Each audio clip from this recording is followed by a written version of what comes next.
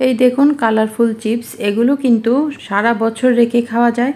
আর কি দিয়ে বানিয়েছি সেটা শুনলে তো একেবারেই অবাক হয়ে যাবেন। বানিয়েছি আটা দিয়ে, আর এটা বানানো এত সহজ, সারাদিন শুধু বানাতে ইচ্ছা করবে। তো দেখে নিন আটা দিয়ে কিভাবে খুব সহজ করে চিপস বানানো যায়। এখানে 1 কাপ আটা নিলাম, সাথে দিলাম একটু বেকিং পাউডার, লবণ আর নর্মাল পানি দিয়ে পাতলা করে একটা ব্যাটার করে নেব। এবার 3টা বাটিতে আমি সমান করে নিয়ে নিলাম। দুইটাতেই পছন্দ মতো কালার মিশিয়ে নেব, যেহেতু কালারফুল হলে একটু দেখতে সুন্দর লাগে সেজন্য দেওয়া, তবে কেউ না চাইলে না দেবেন। তো সবুজ নিলাম আর একটু পিঙ্ক কালার দিয়ে 2 বাটিতে আমি মিশিয়ে নিয়েছি। এবার নেব একটা স্টিলের প্লেট, এখানে একটু তেল লাগিয়ে নিতে হবে। এবার একটা হাঁড়িতে পানি দিয়ে, পানিটা বলক আসলে উপরে প্লেটটা বসিয়ে দিয়ে চামচ দিয়ে এরকম লম্বা লম্বা করে দিয়ে দিলাম। তবে যার যার পছন্দ মতো শেপ অনুযায়ী দিতে পারেন।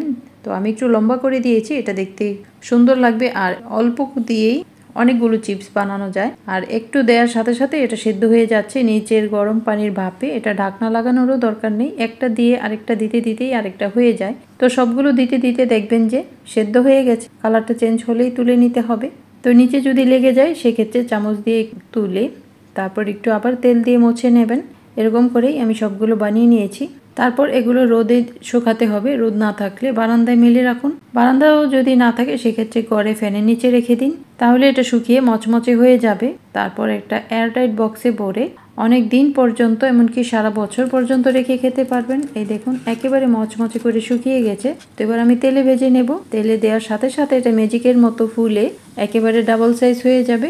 এই দেখুন কাঁচা আর ভাজাটার কেমন অবস্থা।